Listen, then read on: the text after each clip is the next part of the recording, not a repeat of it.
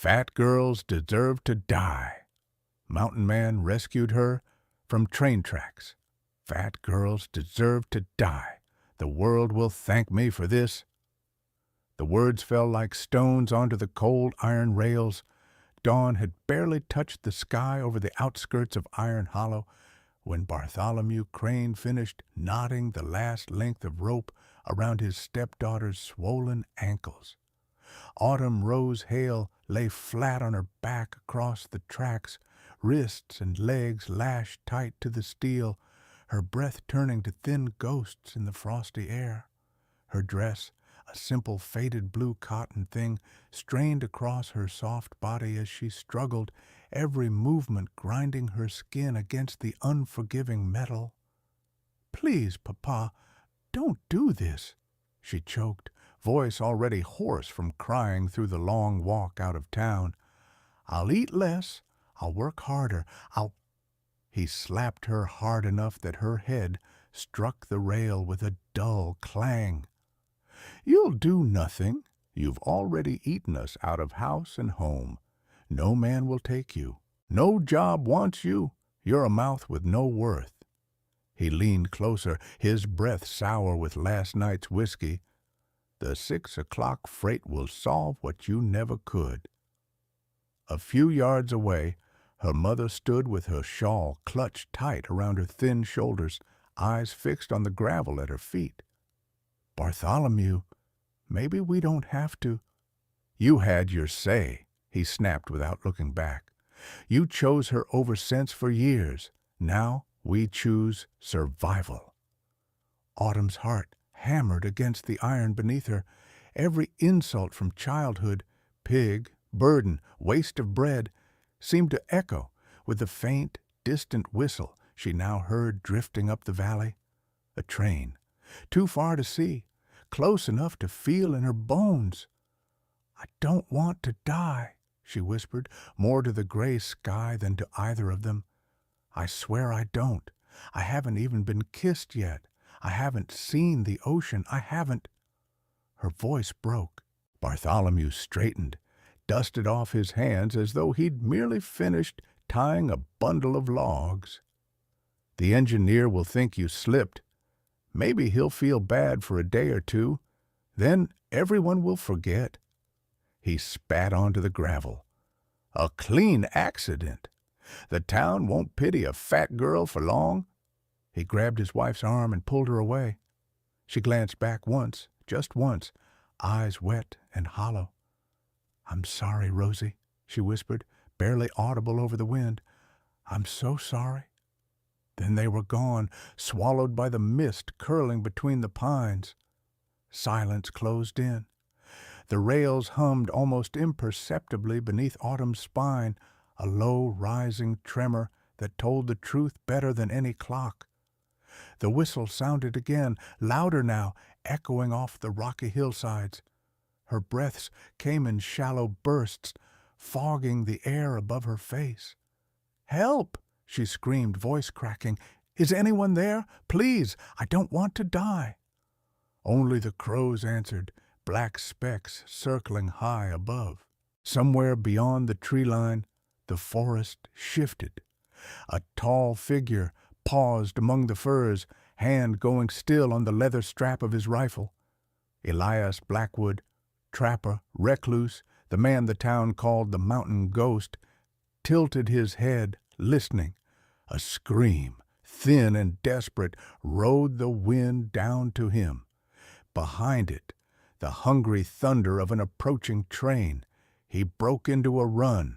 To understand how a girl ended up bound to steel and why a man in the woods would sprint toward certain death, we have to step back from the rails, back into the town that slowly strangled her long before the rope did.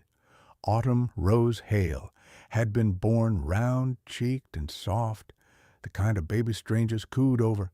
As she grew, the softness stayed. By 12, she was broader than most grown women, strong-armed from hauling water and splitting kindling. By 15, she had learned that in Iron Hollow, softness on a girl's body was treated like a crime. Children snickered when she walked past the schoolhouse, mimicking the sway of her hips. Boys in muddy boots would oink under their breath when she crossed Main Street with a basket of bread. Shopkeepers sighed pointedly whenever she lingered too close to the candy jars, as if her very presence might empty them. Her stepfather turned that cruelty into doctrine. "Look at you!" Bartholomew would sneer at supper, eyeing the way her hands hovered over the pot of stew. "Half a potato for your mother, half for me, and none for you.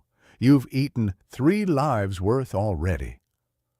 Her mother, thin as a rail, eyes hollowed by years of small surrenders, would murmur, "Bartholomew," but never finished the sentence.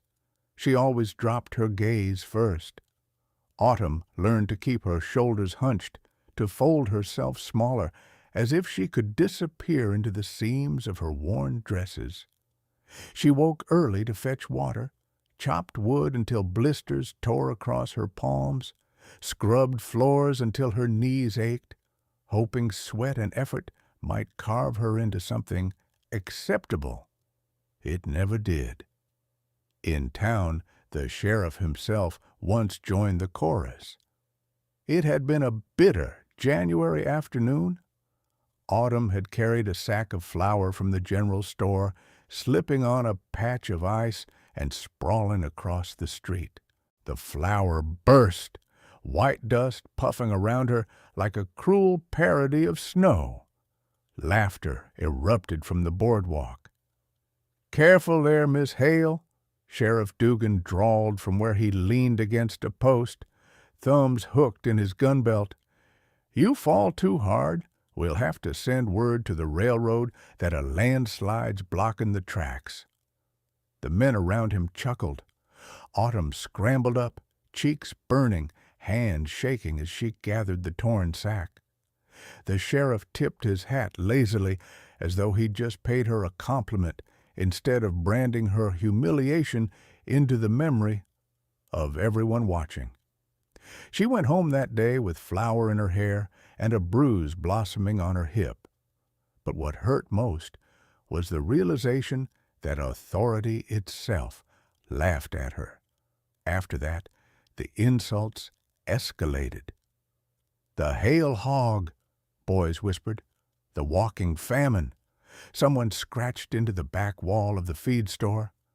Bartholomew took every word as justification. When drought came that summer and the fields outside town turned brown and brittle, Bartholomew's temper soured even further. The corn withered. The price of feed went up. Coins clinked thinner in his pocket. He stopped pretending cruelty was discipline and started calling it survival. "We can't afford you," he snarled one night when Autumn returned from trying to find washing work in town. "No man'll marry you, no neighbor'll hire you. You eat, and what do we get? Nothing." She stood in the doorway, rain dripping from her hair, pointing to the calluses on her hands. "I haul, I scrub, I cook. I do everything you ask." He stepped in close enough that she could smell the stale whiskey on his breath. "You breathe, girl. That's what costs us." Her mother sat at the table, twisting the corner of her apron between her fingers, lips pressed together until they went white. She said nothing. 2 weeks later, Bartholomew sold their last 2 pigs to the butcher and came home with eyes too bright, a smile too thin. Autumn felt the change in the air before he spoke. Something had snapped. "That's it," he announced, slamming the door behind him. "I won't starve for her." Her mother whispered his name, but he cut her off with a sharp gesture. He had made a decision. In his mind, that was the same as a verdict. That was the night Autumn stopped hoping that kindness might one day grow in that house. That was the night she heard him say, "Fat girls like her don't belong in a world that's already starving." Words that would echo on the tracks hours later. Miles away, in a cabin tucked among dark pines and granite outcroppings, Elias Blackwood moved through his own narrow world of loss. Once he had lived in town. Once he had worn a deputy's badge on his chest and a ring on his finger. He had stood beside a woman with laughter in her eyes and a baby boy in her arms, believing the future stretched wide and bright.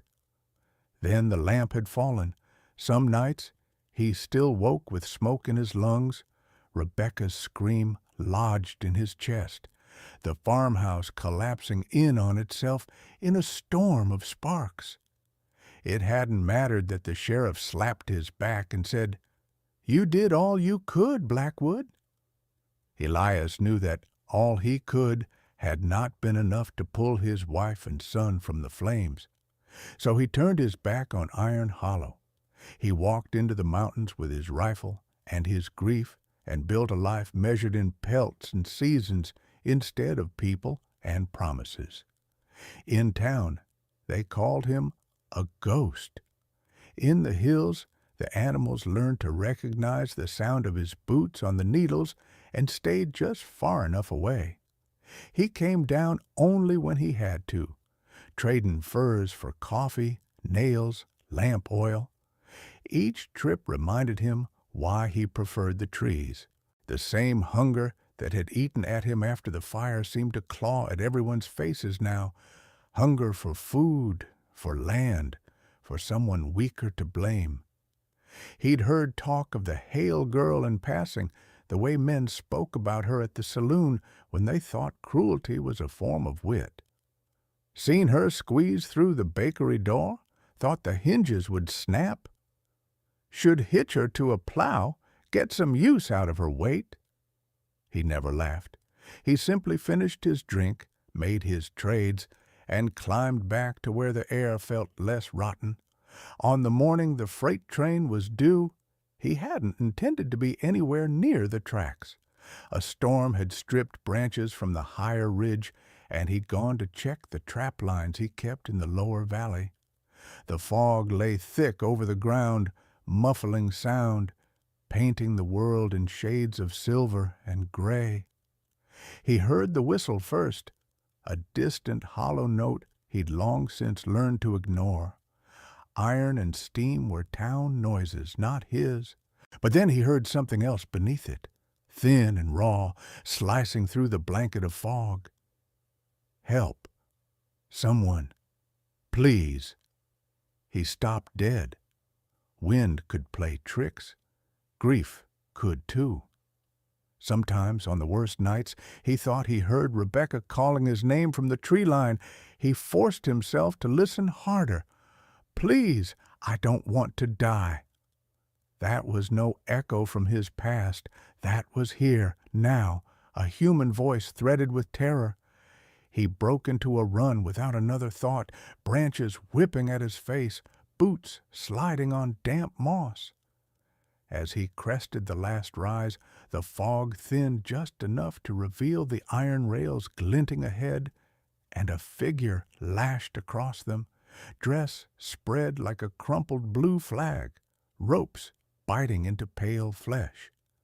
Beyond her, the dark bulk of the freight train thundered closer, sparks flying from the wheels as the engineer leaned on the whistle in helpless warning.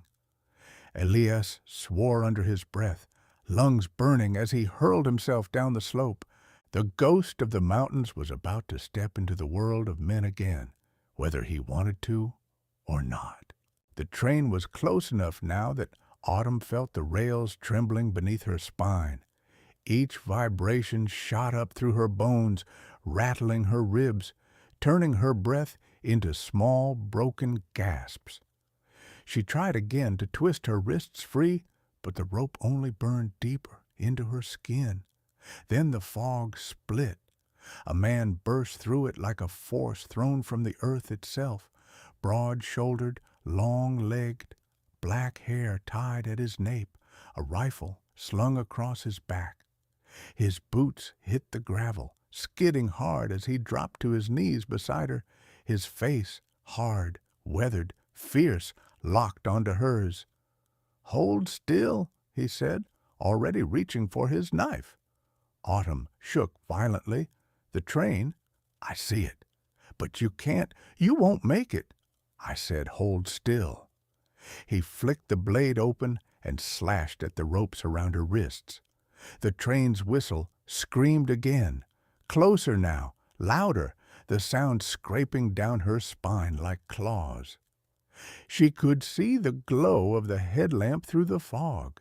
She could hear the engine snarling like a furious animal. The rope at her wrists snapped. "Good girl," he muttered, diving for the knots at her ankles. Autumn tried to help, bending her knees as much as the rope allowed, skin tearing against the fibers. "Please, please hurry." The man didn't reply. His jaw was set, his breath sharp and fast, hands moving with grim precision. Another rope snapped, then another. The train roared into view. Autumn screamed, "Elias, off the track, damn it!" The engineer shouted from the cabin. The final rope refused to break. Elias, she didn't yet know his name, but everything in him felt like strength carved from stone, wrapped the rope twice around his hand, and yanked. It didn't budge. The engine was 20 yards away. He yanked again, a guttural sound ripping from his chest with the effort. 15 yards. The rope frayed, but held. 10. Autumn sobbed. "Go! Leave me! Go!" Elias's head snapped toward her, rage and disbelief blazing in his blue eyes. "I don't leave people," he snarled, and with one final vicious pull, the rope shredded in his fist. He grabbed Autumn by the waist, hauled her upright, and threw himself sideways off the tracks, dragging her with him.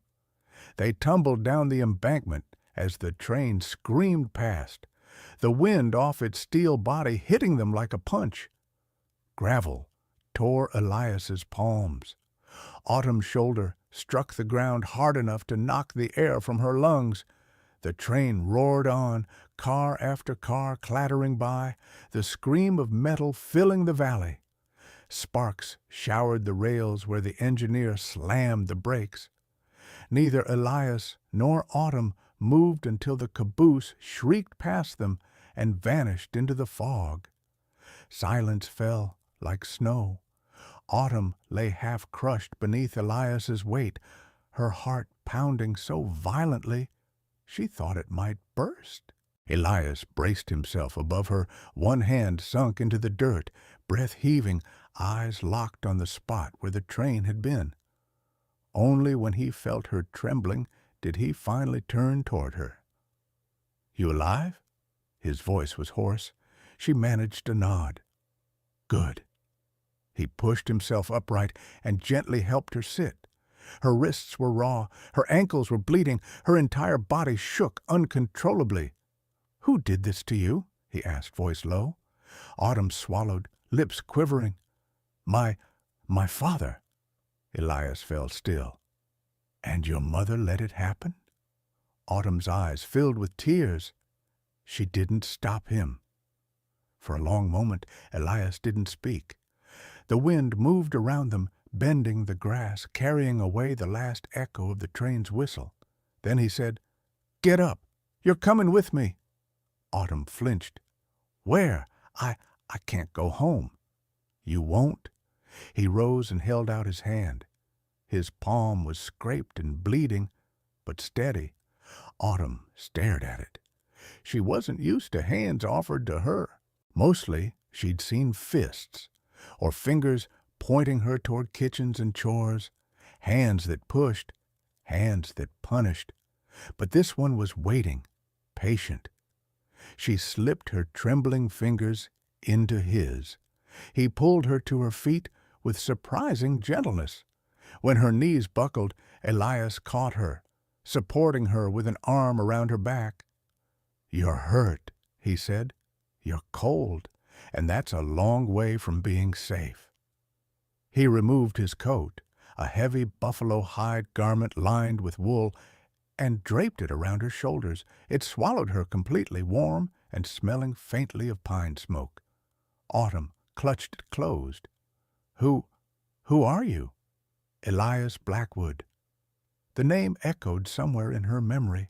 Old whispers from town, the ghost in the pines, the man who used to wear a badge but chose a mountain instead. "Why did you save me?" she whispered. His jaw flexed. "Because someone should have." He adjusted the coat around her shoulders, then lifted her into his arms as if she weighed nothing. Autumn inhaled sharply, startled. "I can walk," she murmured. "I know you can, but you won't, not with rope burn halfway to the bone." He carried her up the slope, boots crunching on frost-stiff grass. The fog parted around them, revealing the jagged silhouettes of the mountains ahead. The valley was waking slowly, crows crying, branches creaking in the cold. Autumn pressed her cheek to his chest, the solid beat of his heart grounding her. "Where are we going?" she asked. "My cabin," Elias said. "No one will find you there." Her throat tightened. I don't want to be a burden." "Too late," he said, deadpan. "I already carried you. Might as well finish the job." Autumn blinked, then let out a small, shaky breath that might have been the ghost of a laugh. Mist curled around them as Elias strode toward the tree line. Behind them, the rails still hummed with dying echoes. Ahead of them, the mountains waited, cold, empty, perilous. And for the first time since she'd been dragged from her bed, Autumn felt a whisper of something she hadn't dared feel in years. Hope. The climb into the mountains took the better part of an hour, though Autumn was too exhausted and dazed to feel time passing. Elias carried her the entire way, stopping only once to shift her weight when his arm began to numb. She muttered a protest, but he ignored it, his face set in grim concentration as he navigated narrow trails slick with frost. When the trees finally opened, Autumn saw it, a small log cabin tucked into a pocket of evergreens, smoke curling lazily from the stone chimney. The roof was thick with cedar shakes. Animal pelts hung to dry beneath the porch eaves. A chopping block stood nearby, its blade sunk deep into a split round of wood. It wasn't grand, it wasn't pretty, but it felt solid, safe. Elias set her down gently on the porch, supporting her when her knees buckled. "Careful," he murmured. "Your legs will remember how to work in a minute." He opened the cabin door and stepped inside first, making sure the fire still glowed in the hearth. He stoked it with fresh logs, then turned to help Autumn inside. Warmth hit her immediately, rich, wood-scented, enveloping. Her breaths came easier. The cabin interior was simple, but tended with care. A large stone hearth dominated the main room, its fire crackling bright. A rough-hewn table sat beneath the window, 2 chairs pulled close. Shelves lined with jars of herbs, dried plants, and canned goods filled the far wall. A bed, plain, clean, handmade, sat against the corner. A bearskin rug softened the floorboards. It felt lived in, yet lonely, strong, yet quiet, like the man who inhabited it. Elias gestured to the bed. "Sit." Autumn obeyed, sinking into the soft wool blanket. Her throat tightened. She wasn't used to clean blankets, or gentleness, or choices that weren't carved by fear. Elias hung his coat, washed his hands at the wash basin, then approached her with a small wooden box. "Let me see your wrists." Autumn hesitated, not because she didn't trust him, her heart already trusted him more than anyone she'd ever known, but because she didn't want him to see the ugly marks left by the rope, the scarlet grooves, the swelling, the shame. Elias didn't wait for permission. He simply took her right hand, turning it palm up as if she were a bird he feared might break. The rope burns were angry, red, and raw. His jaw clenched. "Did they drag you?" Autumn shook her head. "No, they tied me last night. Tight. And then again this morning. Too tight." His voice darkened. "On purpose." She didn't answer. She didn't need to. He already knew. He worked in silence, cleaning the wounds with warm water, mixing a salve of pine resin, bear fat, and comfrey. The scent was earthy and strangely calming. When he touched the salve to her skin, she hissed softly, but then felt the sting fade, replaced by cooling relief. "You'll bruise for a few days," Elias said quietly, "but you'll heal clean. No infection." Her eyes lifted to his. "Thank you." "Don't thank me." He rose, closing the box. "I'm just doing what someone should have done for you long before I came along." Autumn lowered her head, her voice small. "No one's ever cared like this." Elias paused. A flicker of something, anger, sadness, crossed his eyes. But he didn't push her to say more. Instead he said, "I'll make us something hot to eat." He moved to the hearth, ladling stew from a pot simmering over the fire. Autumn watched him, his broad shoulders, the calm focus of his movements. He was a big man, built for chopping wood, hauling game, wrestling storms. But there was gentleness woven through his strength, a type of patience she'd only read about in books she wasn't allowed to finish. He brought her a bowl and set it carefully in her hands. "It's venison stew, slow cooked. You need it more than I do." Autumn inhaled the aroma, rich broth, potatoes, herbs, and tears stung her eyes unexpectedly. Elias frowned. "Too hot?" She shook her head. "No, it's just I can't remember the last time someone gave me something warm without wanting something from me." Elias sat on the edge of the table, arms crossed. "Well, get used to it. I don't want anything from you. Not now. Not ever." The words cracked something open inside her. They ate in quiet, the fire the only witness. When Autumn finished, she set the bowl aside, hands folded nervously in her lap. What happens now?" she asked. "I can't go back to town. They'll know I survived." "They won't find you," Elias said. "Not here, and even if they did, they'd have to get through me." Autumn swallowed hard. "I don't want to be a burden." Elias exhaled through his nose, annoyed on her behalf. "A burden is a man who harms those he should protect. A burden is cruelty. A burden is hate.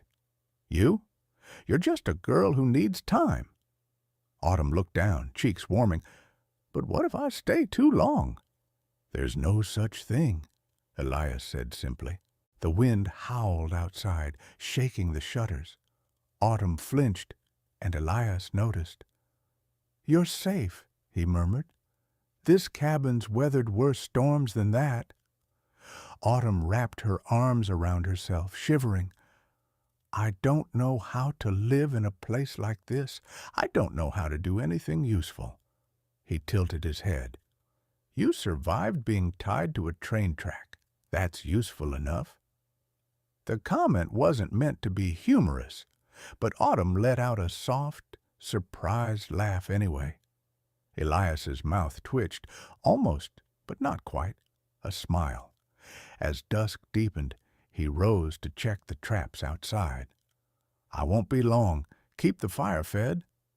Autumn nodded, pulling the blanket tighter around her. When the door closed behind him, she looked around the cabin. The sturdy walls, the glow of the hearth, the faint smell of pine. This place, isolated, weather-beaten, quiet, felt more like home than the house she'd been raised in for 22 years. When Elias returned, snow dusted his shoulders. He stomped his boots, set his traps aside, and glanced toward the bed. Autumn had fallen asleep sitting upright, her head tilted, lips parted slightly. Exhaustion had pulled her under at last. Elias's eyes softened. He approached slowly, lifting her with the same care he used for wounded creatures in the forest, laying her gently against the pillow.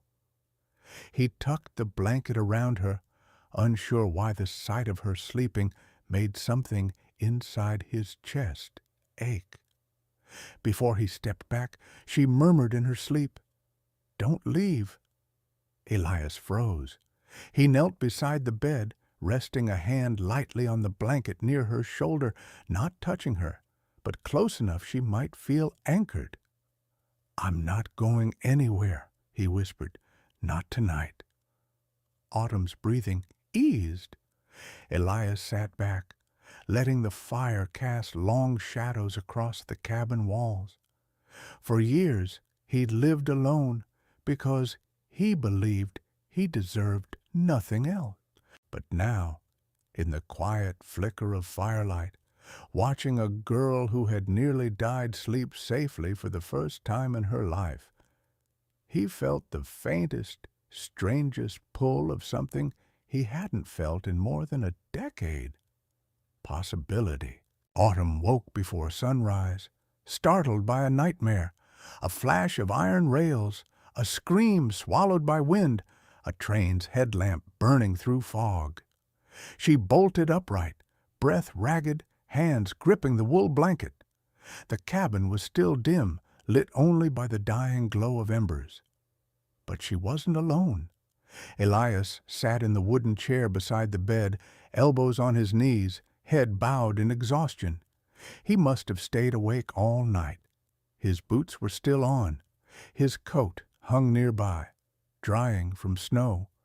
The man looked carved from stone, strong, quiet, enduring, but the faint lines around his eyes betrayed years of grief carried alone. Autumn's heart tightened. He'd kept watch all night for her. When Elias stirred awake, he saw her sitting up and straightened immediately, alert. "You all right?" She nodded slowly. "I didn't mean to keep you up." "You didn't?" His voice was rough with sleep. "Nightmares did." Autumn stared at her hands. "I always had nightmares before, but now they feel different, louder." "You went through hell," Elias said. "It'll take your mind time to understand you're no longer there." She swallowed hard. "I keep seeing it, the rope, the train, my father saying I deserve to die." Elias's jaw tightened. "That man lost the right to call himself your father the moment he laid a hand on you." Autumn's gaze lifted slowly to meet his. "Why do you care? You don't even know me." Elias didn't look away. "I know what it's like to lose everything. I know what it's like to feel responsible for someone suffering. And I know what it's like to fail." Autumn blinked. "Fail?" Elias stood abruptly, as if the word tasted bitter. He walked to the hearth, tossing a log into the embers. Sparks rose like fireflies. "I had a family once," he said quietly. "A wife named Rebecca. 2 children, Daniel and Grace." The names landed softly between them, weighted with sorrow. What happened to them?" Autumn asked timidly. Elias didn't turn around. "A fire. Our lantern spilled. I was 3 hours away tracking a wounded elk. By the time I made it back," his voice cracked. He forced it steady. "The cabin was gone, and so were they." Autumn pressed a hand to her heart. "Oh, Elias, I'm so sorry. It was my job to protect them." His shoulders tightened. "And I failed."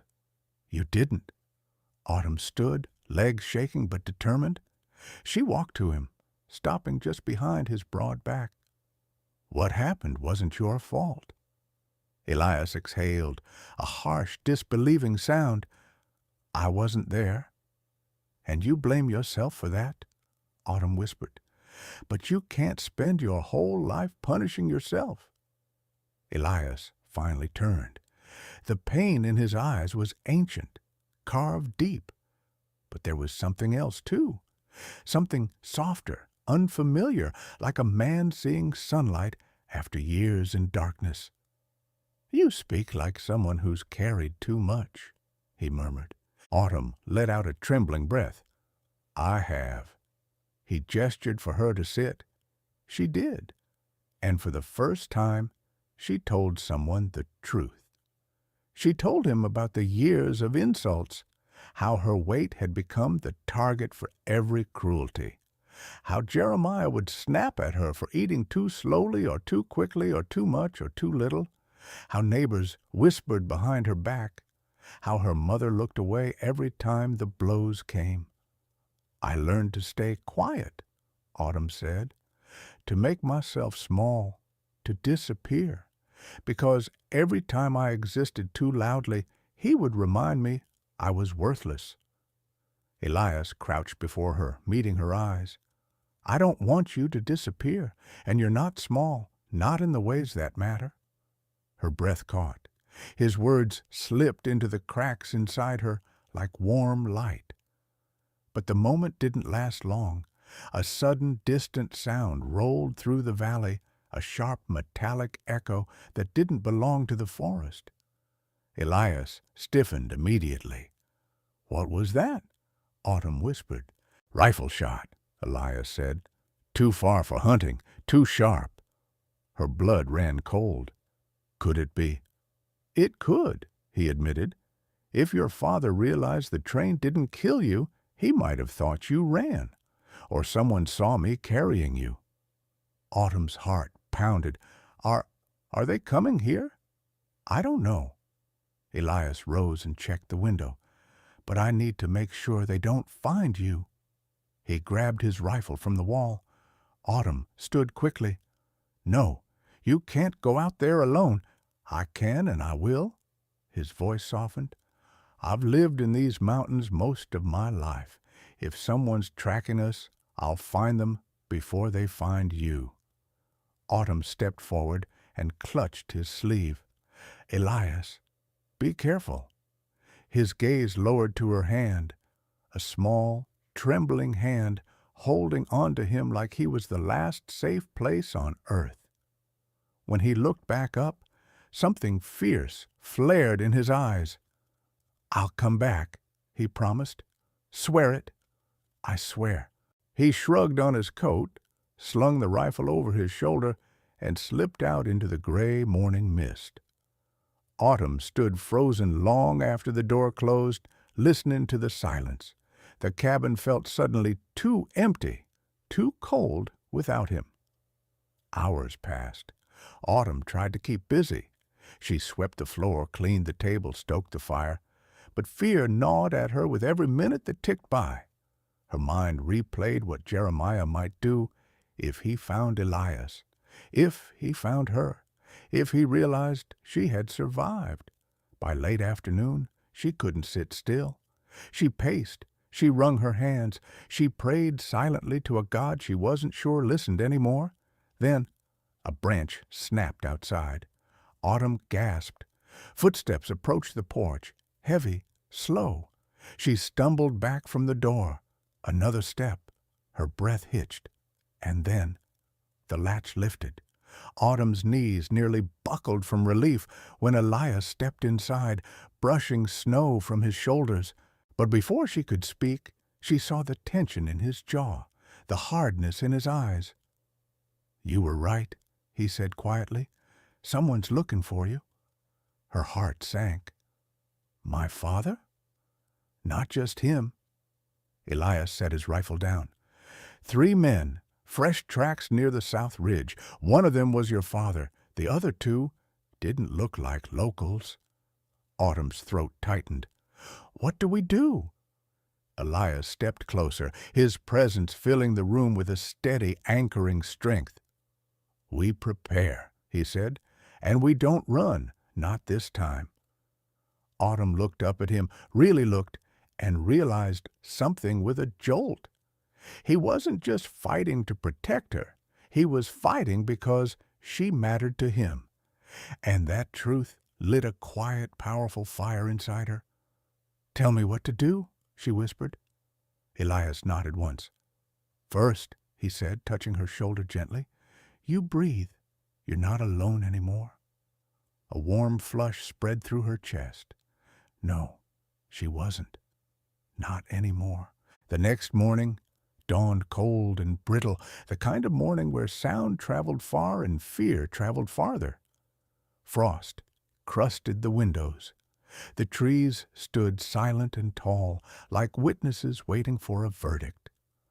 Autumn woke before Elias did, unable to shake the unease prickling the back of her neck.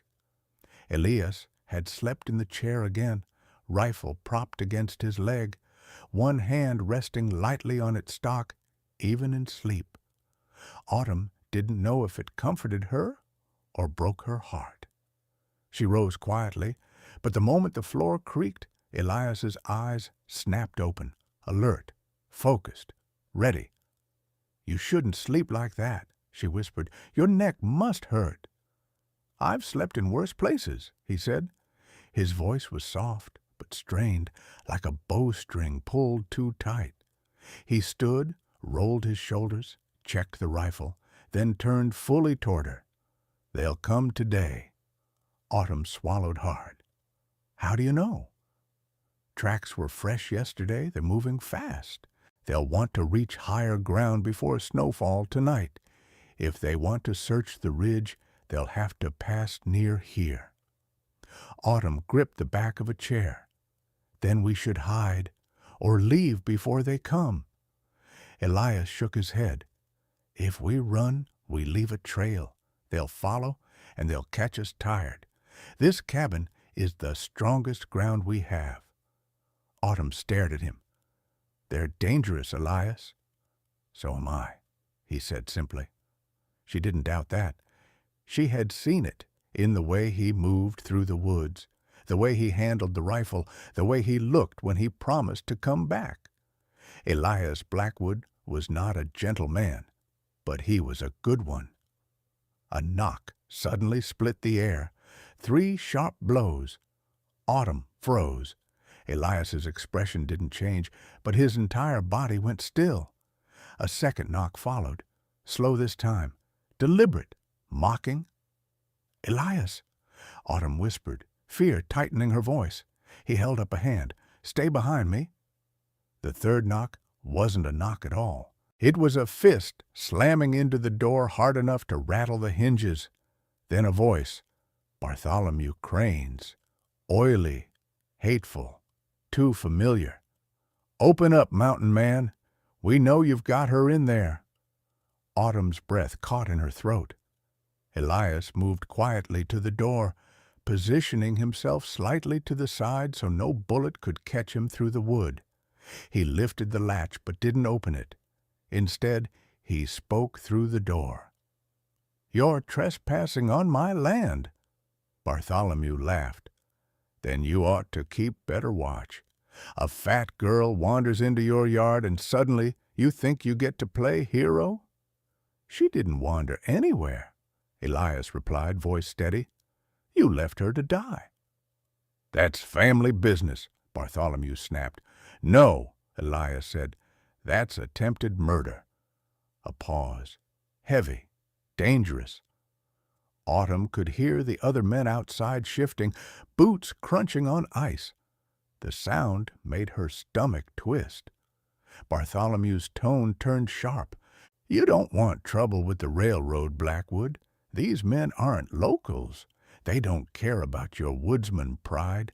The company doesn't want rumors of bodies on tracks. They want the girl back, quietly." Autumn felt sick. The railroad sent men? Elias gave her a small nod. "Yes." Bartholomew's voice rose again. "Hand her over and we'll leave. She comes back. We tell folks she ran off and got lost. Nice and clean. No need for bullets." Autumn pressed a trembling hand to her mouth. A lie. A cover-up. her life wiped away as easily as a footprint in snow. Elias lifted the bar on the door. Autumn gasped. "No, don't." He looked back at her, eyes steady, unshakable. "Trust me." He opened the door only halfway, stepping into the threshold like a wall. 3 men stood outside. Bartholomew in front, sweaty-faced, eyes darting with agitation. Behind him, 2 men in dark coats, each with a pistol holstered low and confidence born of violence. Elias met their eyes without blinking. "She's not going anywhere." Bartholomew sneered. "You think you can fight us?" Elias didn't answer. He didn't need to. But Autumn stepped forward before she could stop herself. "Elias!" All 3 men on the porch jerked to attention as she moved into view. Bartholomew's face twisted. "You stupid girl! You were supposed to die." Elias moved like a shadow. He put a hand behind him, blocking Autumn with his body. "You don't speak to her," Elias said, voice turning cold enough to frost glass. "Ever." One of the railroad men chuckled. "Look at that. The wild man's gone soft." Elias didn't look away from Bartholomew. "You've got one chance. Walk away." Bartholomew spat in the snow. "Hand her over." "No." A beat of silence. Then Bartholomew lunged for his pistol, but Elias was faster. He slammed the door shut with a force that nearly took the man's fingers off, dropped the locking bar into place, and barked, "Get down!" Autumn dropped to the floor just as a bullet punched through the wooden door, sending splinters flying. Elias crouched low, rifle in hand, eyes sharp and calm. "Stay behind the bed. Don't move until I say." Autumn's entire body shook, but she nodded. For the first time in her life, she wasn't facing danger alone. For the first time, someone stood between her and death because he wanted to, because she mattered. "Elias," she whispered, voice trembling with fear, and something else too, something fierce and rising. "I'm here," he said. "I'm not letting them take you." The gunfire stopped as quickly as it had begun. For several seconds, the only sound was Elias's breathing, steady, controlled, while he listened for movement outside. Autumn stayed crouched behind the bed, fingers dug into the quilt, heart thundering like the freight train she had outrun only by a miracle. Then footsteps crunched across the porch, one set, then another, retreating. Elias kept his rifle trained on the door, waiting, measuring, listening. Only when the forest swallowed the last fading bootstep did he lower the barrel, slowly, like a man letting go of a wire pulled tight enough to cut skin. "It's over," he said, though his voice carried no relief. For now. Autumn rose shakily from the floor. Elias turned toward her, and for a moment the hardened lines in his face softened, as if the sight of her standing unhurt eased some pressure inside him he hadn't realized he was holding. "You did everything right," he told her. "You stayed low. You stayed quiet." Autumn shook her head. "I was terrified." "Being scared isn't failure," Elias said. "Doing nothing would have been. And you didn't do nothing. You stood beside me." His jaw tightened. "Your father saw that. They all did." Autumn swallowed, her voice small. "He won't stop, will he?" Elias took a breath, weighing his words. "No, a man like Bartholomew doesn't stop until someone makes him." Autumn's palms turned cold. "Elias, I don't want you getting hurt because of me." He stepped closer, not touching her, but close enough she felt the heat radiating from him. "I told you once you weren't a burden. I meant it. Your life is worth fighting for." Her throat tightened. No one had ever spoken to her like that. No one had ever spoken for her like that. "But I don't want you fighting alone," Autumn whispered. Elias blinked, surprised, not by her words, but by the strength beneath them. This was not the same girl he had carried off the tracks. This was someone beginning to reclaim herself, piece by piece. "You won't be," he said. Outside, the wind cut through the trees again, but this time the sound didn't pierce her. Not with Elias, standing like a fortress between her and the world. He glanced at the boarded window, assessing the damage. "We'll need to reinforce the walls," he muttered, "and I'll move more traps toward the ridge. It won't keep them out forever, but it'll slow them." Autumn hesitated, then asked the question that had been silently burning in her chest since the moment the first bullet hit the door. "What happens next? For us?" Elias turned toward her fully, the fire casting amber across his scars, his beard, the quiet strength in his eyes. "That depends on what you want, Autumn." She drew a trembling breath, not from fear, but from something brighter, something she hadn't allowed herself to feel in years. "I want—" She paused, choosing her words with care. "I want to stay, not just because I'm running from them, but because I'm safe with you." Her voice softened. "Because I feel like I exist here, like I matter." Elias's eyes warmed, not with surprise, but with a recognition so gentle it almost undid her. "Then stay," he said. "This cabin has room for more than ghosts." A log settled in the fire, sending sparks dancing upward. The danger hadn't passed. The world outside still wanted her gone. But inside this cabin, thick-walled and firelit, something new had taken root. Fragile, unsteady, but real. Hope. Elias extended his hand, not commanding, not demanding, simply offering. Autumn placed her hand in his, a promise unspoken, a beginning no bullet could stop. Some stories begin with cruelty, but they don't have to end there. Autumn's didn't, Elias's didn't, and neither does yours. If you're listening to this right now, wherever you are in the world, I hope you feel even a small spark of what this story carries. Survival, tenderness, the possibility of being seen after a lifetime of being overlooked. Stories connect us across oceans, across nights that feel too long, across hearts that feel too tired. Tell me, where are you listening from tonight? And if you still believe in love worth fighting for, don't go far. Your next story is already waiting.